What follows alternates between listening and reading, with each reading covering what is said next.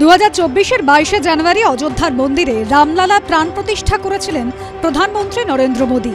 তবে তখনও রাম মন্দিরের কাজ সম্পূর্ণ হয়নি।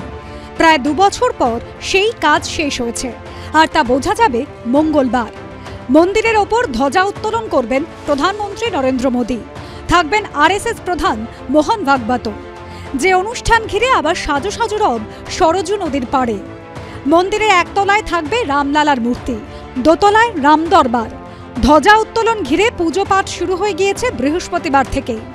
প্রাণ প্রতিষ্ঠার পরে আজ অবধি মন্দিরে নতুন কি হয়েছে? এই মন্দিরটি নাগর শৈলী রীতিতে তৈরি, আমরা জানি।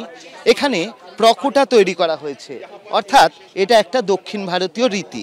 আমরা দেখতে পাচ্ছি সেই প্রকোটা যেরকমভাবে তৈরি করা হয়েছে, এর মধ্যে কিন্তু রয়েছে সূর্যদেব, ভগবতী, গণপতি এবং শিবের আলাদাভাবে মন্দির রয়েছে।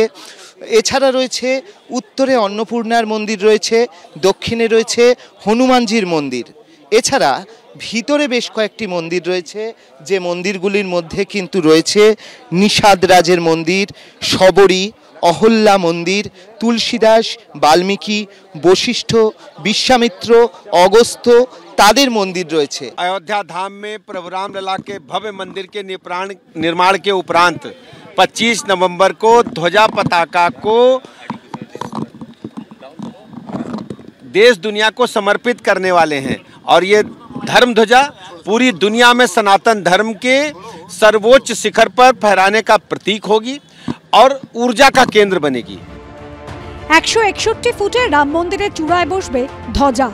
সেটি লম্বায় 22 ফুট, চওড়ায় 11 ফুট, আর যে দণ্ডে ধ্বজা লাগানো হবে সেটির উচ্চতা 42 ফুট। রাম মন্দিরে ধ্বজা উত্তোলন পর্ব। রাম মন্দির অযোধ্যায় সেটা সম্পূর্ণ হয়েছে এবং সেই কারণেই 25শে নভেম্বর তার মাথায় ধ্বজা উত্তোলন করা হবে। এবং সেই ধ্বজার জন্য ইতিমধ্যেই যে পতাকার জন্য যে দণ্ড, সেই দণ্ড লাগানো হয়েছে। 42 ফুট উঁচু হচ্ছে এই দণ্ডটি, এবং তার উপর 22 ফুট লম্বা এবং 11 ফুট চওড়া এই ধ্বজা লাগানো হবে। এবং যেরকমটা জানা যাচ্ছে যে এই ধ্বজায় যেরকমভাবে সূর্যের প্রতীক থাকছে, সেই সঙ্গে কাঞ্চন গাছের ছবি থাকছে, এছাড়া ওঙ্কার চিহ্ন থাকছে। একদিকে যেমন কড়া নিরাপত্তায় মুড়ে ফেলা হয়েছে অযোধ্যা রাম মন্দির চত্বর, তেমনি ফুল দিয়ে সাজানো হয়েছে চারপাশ। তাৎপর্যপূর্ণ বিষয় হলো এই ফুলের অধিকাংশই গেছে কলকাতা থেকে।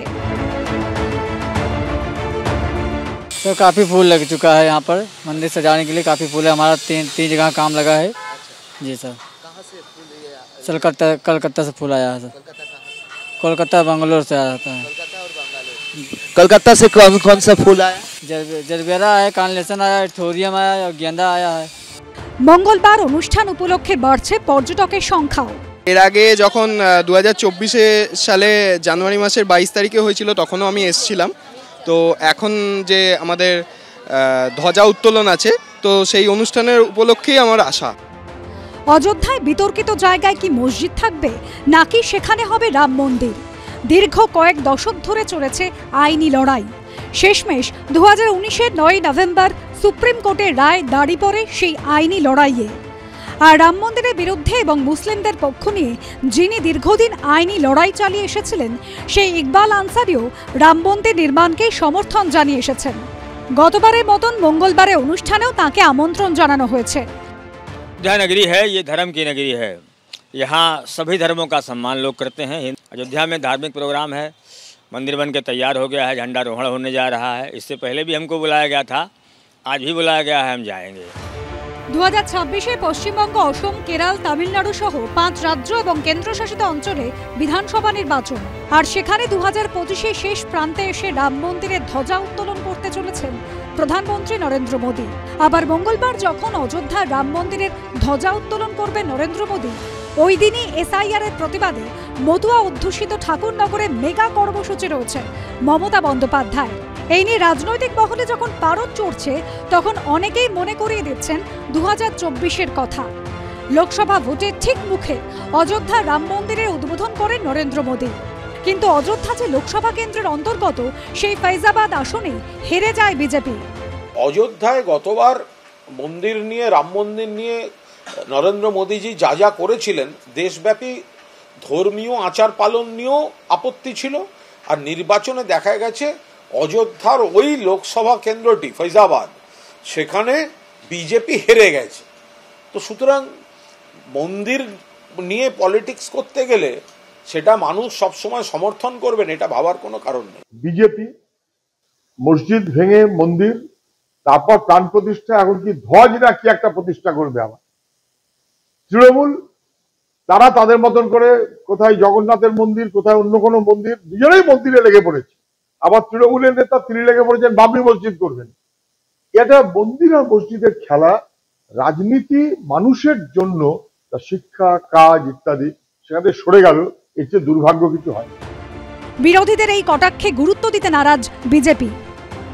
অযোধ্যার রাম মন্দিরের নির্মাণ, রাম মন্দিরের ধ্বজোত্তোলন এগুলোর সঙ্গে কোনো সম্পর্ক নেই। সেই কারণে আমরা মনে করি যে রাম মন্দির এটা আমাদের শ্রদ্ধা আস্থার বিষয়। সারা দেশকে এক শ্রদ্ধা ভক্তির স্রোতে বেঁধে নিয়েছেন ভারতের বিভিন্ন যে মুনি ঋষি, তারা অতএব তাদেরই উৎসাহিত করছেন প্রধানমন্ত্রী নরেন্দ্র মোদী। অতএব এর সাথে ভোটের কোনো বিষয় আছে বলে আমরা কখনো মনে করিনি, আজও মনে করছি না। সব মিলিয়ে এখন সব নজর ফের একবার অযোধ্যার উপর। অর্ণব মুখোপাধ্যায়, অনির্বাণ বিশ্বাস ও রঞ্জিত সাউয়ের রিপোর্ট, এবিপি আনন্দ। এবিপি আনন্দ, এগিয়ে থাকে, এগিয়ে রাখে।